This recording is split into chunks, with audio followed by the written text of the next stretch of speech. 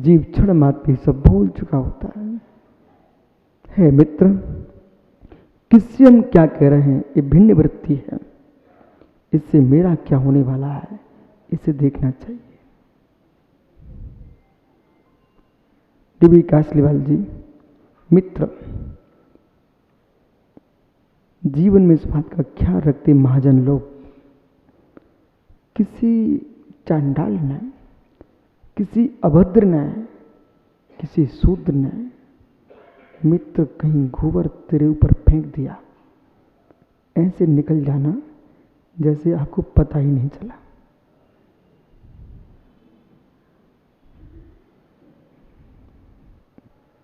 ऐसे निकल जाना। अभी उसने मात्र गाय का गोबर फेंका है, शब्दों का गोबर तो नहीं फेंका। तेरा वस्त्र ही बिगड़ेगा, शरीर तो नहीं बिगड़ा। ऐसे मित्र यदि बातों का, शब्दों का भी गोबर फेंके तो भी निकल जाना जैसे सुना ही नहीं है। हे मित्र, कर्ण पटलों पर ही पड़ा है, अंतःकरण में नहीं गया। शूद्र लोग ऐसे ही कर पाएंगे, पर ब्राह्मण लोग अन्न दे करके निकल जाते हैं। मैं अपने ब्रह्म को देखूं कि शूद्र के गोबर को देखूं, ऐसा मान करके कुछ भी कह दे आगे जाना।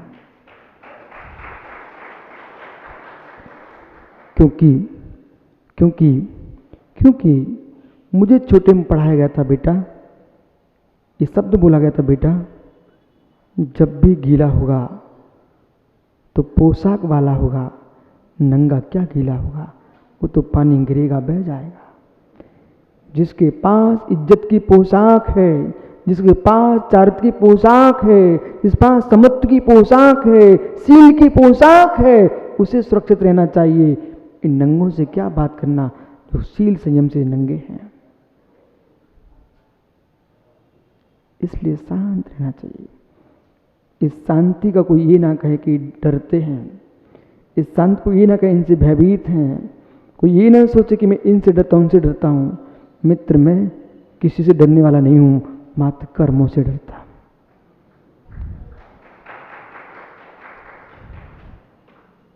समय पा करके इस गद्दी में सबको समझा देता हूं, डरता कहाँ हूं। लेकिन मैं नहीं चाहता हूं शांत पानी में पत्थर फेंक करके, ओह मित्र देख, जब तेरे पास कंघी नहीं होती, तेरे पास दर्पण नहीं होता, तो ज्ञानी तुम बाल्टी के पानी में चेहरा देखता है, हाथों से बाल ठीक कर लेता है।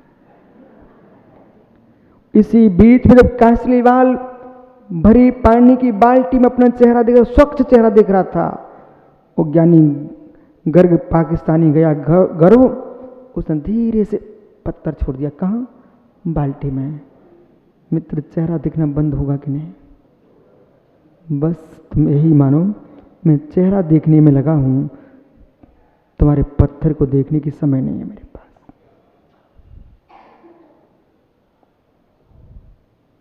जिस उद्देश्य को लेकर मुनि बना था, मैं उस उद्देश्य की पूर्ति का भरोसा कर रहा हूं। इसलिए आप लोग कभी बुरा मत मानना कि महाराज जी हमें समय नहीं देते, कमेटी 8 दिन तक कमरे में नहीं आने दिया। मित्र, बिल्कुल विकल्प नहीं करना। मुझे आपसे कोई टेंशन नहीं है, मेरे से आप भी टेंशन मत करो। कारण कर्तापन में क्लेश है। कर्तापन में क्लेश है, अकर्तृत्व में आनंद ही आनंद है।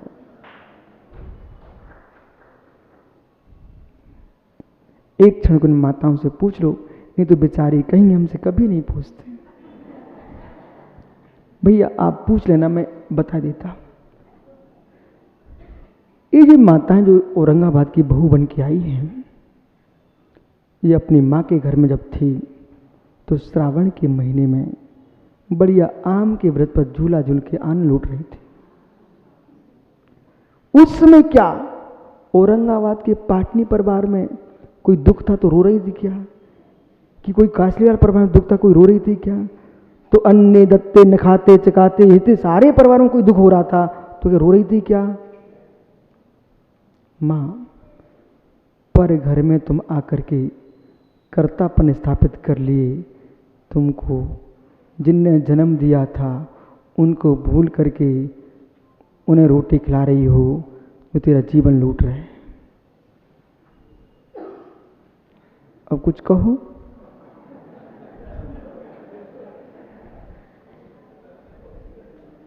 कुछ कहो ना। महाराज, अब कुछ कहने को शेष नहीं, इसलिए माँ स्वीकार करो जो है सो है। बैठो भैया।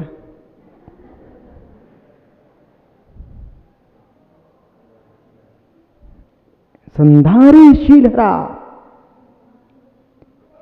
उस श्रवण की कोटि कोटि वंदना, उस श्रवण को कोटि कोटि नमस्कार, और मुंड वंदना नहीं, कृतिक्रम सहित वंदना कर रहा हूं। हे योगी, आवर्त पूर्वक, श्रुति पूर्वक, कृतिक्रम पूर्वक उनकी वंदना करो जिन्होंने संधारी शीलहरा, शील के हार को स्वीकार किया है, दुश्शील के भार को उतार दिया है। ओह डिग्गली मोह भया, और जिन्होंने मोह के भय को छोड़ दिया है, ते साहु जयंतु। हे मित्र, बे नित्य बे शीलधारी निर्गंत पोधन, जयवंत हो जयवंत हो जयवंत हो। शिव शुभ संठी डिग्गल भया, जो सुख शुभ सुख में अपने आप को स्थापित करने में लगे हैं, ऐसे निर्गंत पोधन वंदनीय है, नमस्करणीय है, पूजनीय है, अंचेमी पूजेमी वंदामी रमेशामी।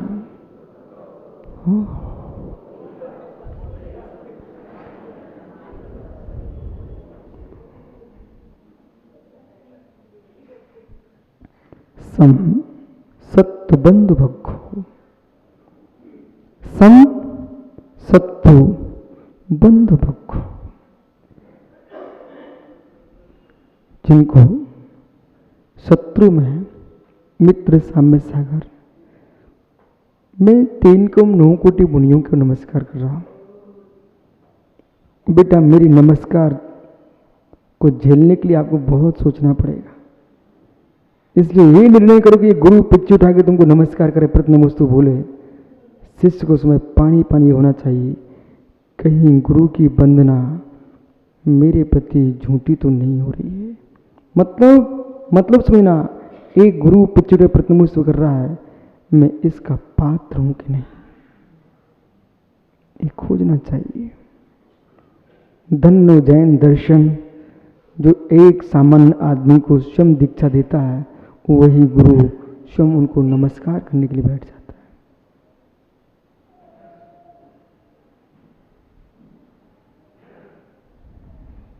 स्वयं नमस्कार करता है, उसमें खोजना चाहिए कि जो मुझे पिच्ची देने वाला पिच्ची उठा के प्रतनमस्तु कर रहा है, उसकी प्रतनमस्तु सत्यभूत होना चाहिए मेरे प्रति।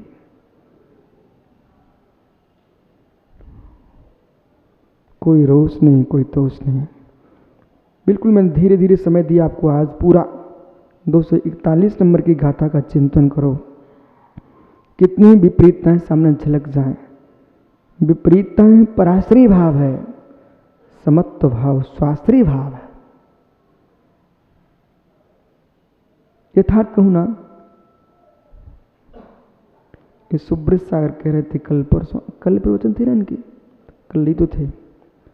एक सज्जन एक गांव में मेरे पास आए थे, वो श्री पर चढ़ा दे, पूरी कमेटी लेके आए थे, श्री पर चढ़ा गए थे कि मेरे नगर में पधारना।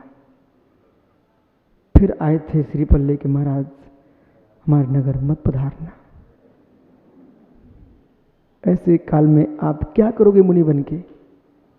कुछ नहीं, मुझे आनंद आ रहा था। उनकी सुब्रत सागर, इनसे कहा ज्ञानी सुन, अब एक नया पृष्ठ और लिखा जाएगा। याद है?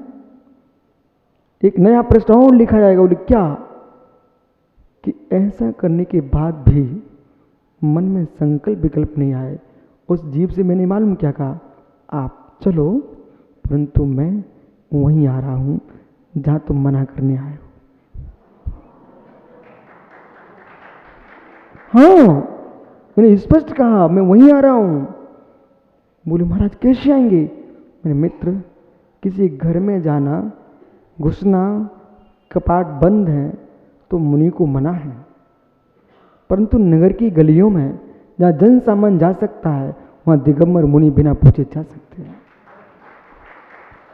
कोई मुनि ये ना कहे समझाएं कि बिना बुलाए किसी नगर में कैसे जा सकते हो। यदि ऐसी बात करोगे तो तुम किसी भी गांव में बिहार नहीं कर सकते हो। तुम बिहार में गांव प्रत्येक नहीं। इसलिए अचूर्य महाव्रत जो है वो ये कह रहा है, किसी के कपाट बंद है, व्यक्तिगत भवन है, उसे बिना पूछे नहीं जा सकते, परंतु तीर्थंकर का जिन मंदिर तो सबके लिए खुला हुआ है, उसको मैं किसको को पूछने जाऊंगा? मैं तो आऊंगा।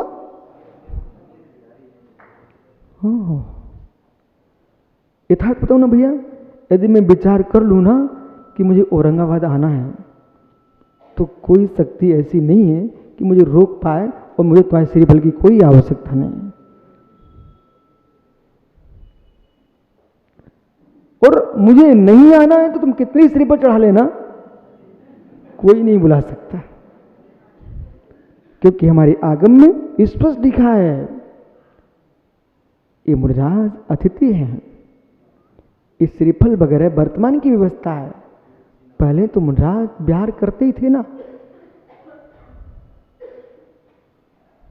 ऐसा मैंने नियम नहीं लिया कि कहीं जिन मंदिर हो और जब तक लोग बुलाने नहीं आएंगे तब तक दर्शन करने ना जाएं।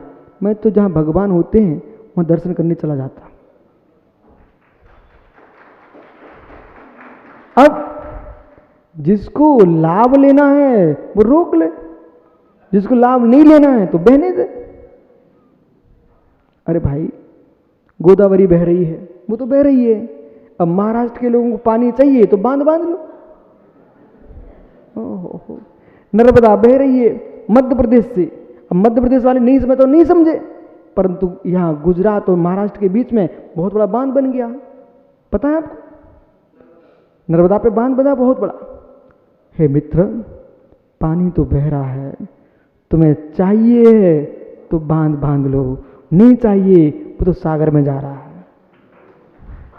ऐसे ही ये श्रमण सिद्धों के सागर में जा रहे हैं, तुमको रोकना रोक लो, पीना पानी पी लो जिनमानी का, पे तो जा ही रहे। जाओ, आपका समय हो गया, कल फिर आओगे। अभी 241वीं गाथा का व्याख्यान नहीं हुआ है, अब आगे करेंगे। यदि पर्याय रही तो बिल्कुल सोच के आना, दिगंबर मुनियों के भाव दशा की व्याख्या होगी। किसमें? 241 नंबर की गाथा। भगवत गुणवत दृश्यों में ग्रंथराज आत्मानुशासन जी में वस्तु स्वभाव की व्याख्या करते हुए समझा रहे हैं। मुमुक्षु ये विश्व अनादि अनंत है, ये विश्व त्रिकालिक है, सृष्टि का कोई कर्ता नहीं है, सृष्टि का कोई रक्षक नहीं है, सृष्टि का कोई नाशक नहीं है। ये वस्तु की ऐसी सहज व्यवस्था है, बीज अंकुर न्याय, कि मुर्गी ने पहले जन्म लिया, कि अंडे ने पहले जन्म लिया, इस दृष्टिपात करना है। बालकों, बहुत गहरा चिंतन करना है। जीवन में कोई बहुत बड़ा वक्ता बनना चाहता है और वक्ता बनने के लिए तैयारी कर रहा है, परंतु शिक्षा को प्राप्त नहीं करना चाहता है, वो ऐसे ही वक्ता बनेगा, ऐसे ही वक्ता बनेगा कि मित्र, एक पुरुष एक पुरुष पुष्पों की माला को कंठ में धारण करना चाह रहा है, लेकिन पुष्प आकाश के चुनना चाह रहा है। आकाश के फूल नहीं होते हैं, न आकाश में फूल होंगे न कंठ में माला होगी। ऐसे ही न कभी व्यक्ति शिक्षा को प्राप्त करेगा न कभी श्रेष्ठ वक्ता बनेगा। आगम का उपदेष्टा वही बन सकता है जो आगम का अध्येता होगा। उस श्रेष्ठ ज्ञानी बनने के लिए श्रेष्ठ वक्तव्य कला सीखना है तो प्रथमान योग का ज्ञान अनिवार्य है। जिस व्यक्ति को प्रथमान योग का ज्ञान नहीं है वो कभी साहित्य का उपदेश नहीं कर सकता। जिस बात को सिद्धांत कठिनाई से एक व्याख्यान करता है उसको प्रथमान योग धीरे से कह देता है। जैसे एक बालक को माँ बतासे में कड़वी औषधि पिला देती है, ऐसे ही प्रथमान योग के माध्यम से, एक कथा के माध्यम से गुण रहस्य जो है सिद्धांत के, वे आवाल गोपाल को समझा दिए जाते हैं। बेटा, एक प्रश्न आप लोगों से है और आपको अपने दिमाग से उत्तर निकालना है। पहले मुर्गी का जन्म होता है कि पहले अंडा आता है? बालको चिंतन करो बेटा। पहले मुर्गी जन्म लेती है कि पहले अंडा आता है?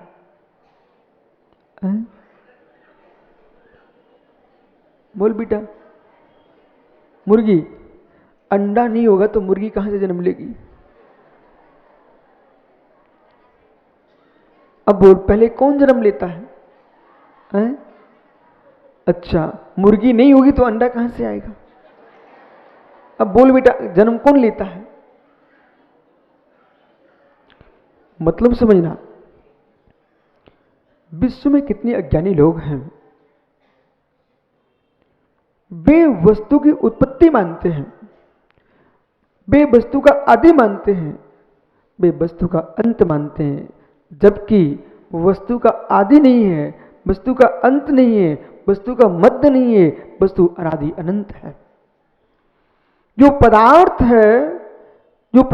है उसका आदि नहीं है, जो पदार्थ है उसका अंत नहीं है, जो पदार्थ है उसका मध्य नहीं है।